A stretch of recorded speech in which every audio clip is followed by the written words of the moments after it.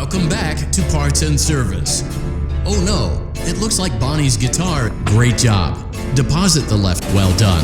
Now deposit the right eye in the cleat. Good job. To open Bonnie's faceplate. Careful. Well done. You now have something is not right. One of those notes. Press the blinking button again to verify your work.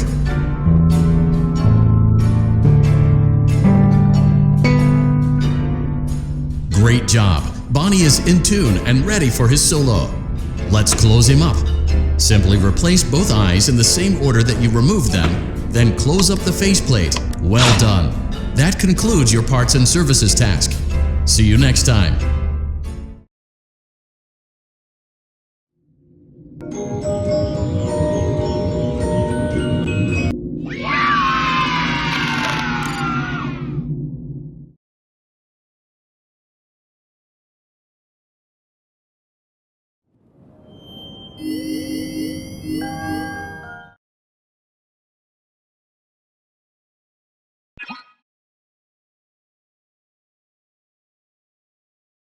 Welcome back to Parts and Service.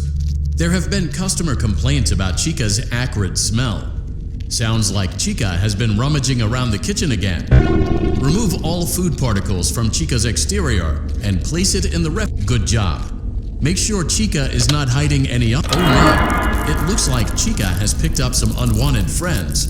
To clear the infestation, apply the Fazbear Entertain. Avoid inhaling the chemi spray. Exposure to cleaning, disinfecting, and maintenance chemicals may result in respiratory. Oh no, it looks like the chemi spray is no longer effective. To combat the infestation, pick them off by hand. If not, return the cupcake to Chica's plate. Great job. Chica is ready to serve pizza and hugs to the kids again. Take a complimentary slice of pizza for a job well done. Delicious. See you next time.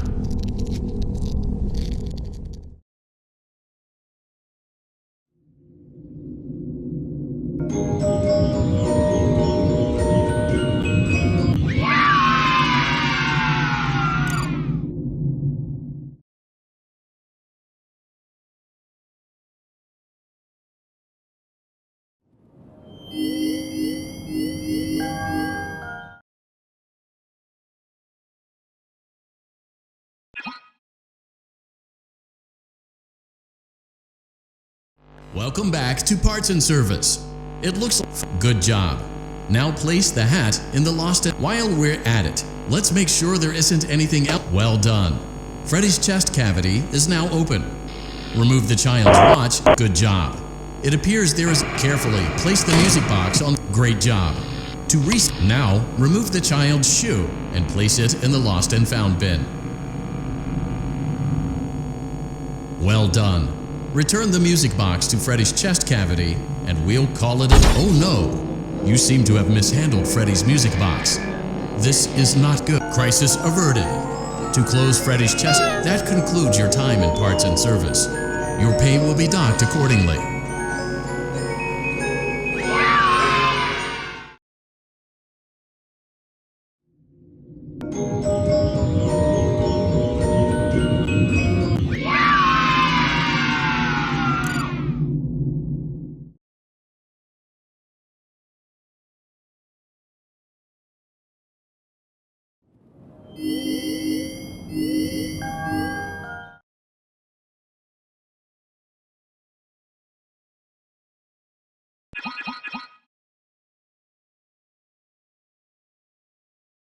Welcome back to Parts and Service. Foxy has been out of... Oh no, it looks like Foxy's proprietary servo motors are malfunctioning. It is recommended that you keep an eye on Foxy at all times. Good job. Foxy has regained control of his legs. A gentle reminder, it is recommended that you keep an... Well done. The remaining chest fuses are located in drawers number 2 and number 4. Fix both fuses to continue.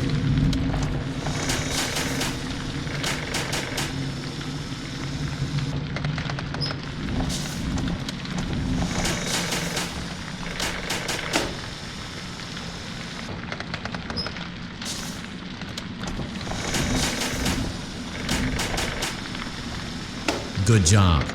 Retrieve Foxy's eye from drawer number 3. When Foxy's eye patch is fully open, well done.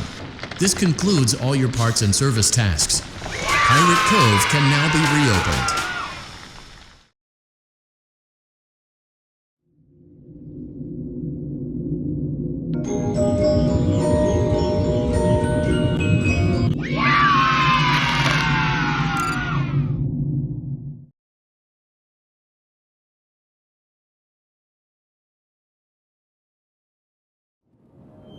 The Fazbear Virtual Experience is a robust title, but it almost never made it to market.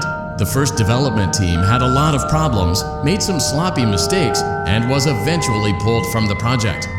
For that reason, we recommend that you avoid any comments, notes, or warnings that may have been left behind by previous development teams. We assure you that they are wholly untrustworthy.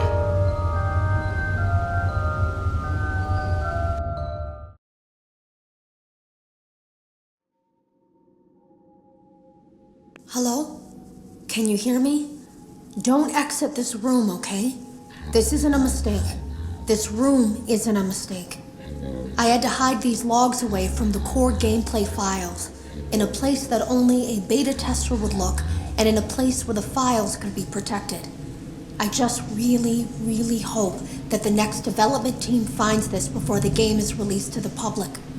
This game has some kind of malicious code in it that we haven't been able to fully contain or even understand for that matter.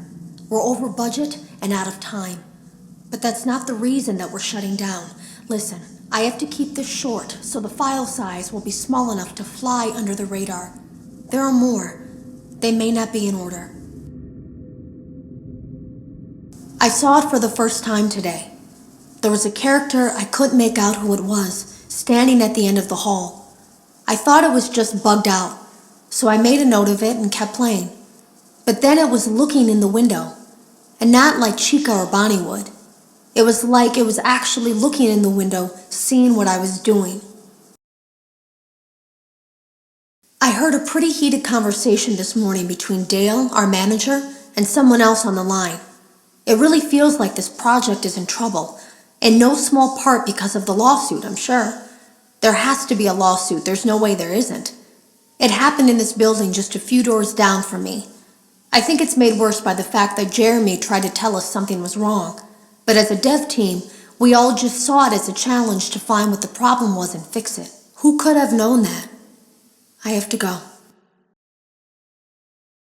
Have you ever heard of a guillotine paper slicer? It sounds made up, but it's an actual piece of office equipment. I didn't even know we had one in the supply room. I guess they're more common at businesses that do a lot of graphic design work. I remember seeing one when I was still in school, and even then, I knew how dangerous it looked. I was always afraid of losing a finger. That seems so silly now. Jeremy used to do design work. I guess that's how he knew it was there. The drawers have been emptied out. Someone was here. I don't think it was spring cleaning either. No, there was plastic on the floor. Someone was definitely here during the night. It had to have been the client. I mean, they sent us that stuff in the first place with no explanation, told us to scan it, said it would expedite the process so we wouldn't need to program any pathfinding ourselves. It was a budget thing, I guess. It was just junk. Circuit boards and things like that. Looked pretty old. Somehow, though, there was usable code on some of it. It seemed to take hold by itself. Things started changing. But then, he started appearing. At least that's what Jeremy said. I came in early that morning. No one else was there. At least that's what I thought. The supply room was lit. I didn't even notice Jeremy standing in the testing room as I walked past. The supply room was so bright, glowing from all the way down the hall. Jeremy complained of nightmares when he came in this morning. He wasn't talking about it like someone telling a friend about his dreams, though. He was pale, looked like he hadn't eaten in days. He spent an hour talking in Dale's office, but it didn't look like he was given much sympathy. When he came out, he went directly back to the testing room. He doesn't even jump anymore. Nothing scares him. He just stands there like he's talking to someone. Sometimes he rocks from side to side. We were told to leave him alone. I knew I was in line to do the testing next.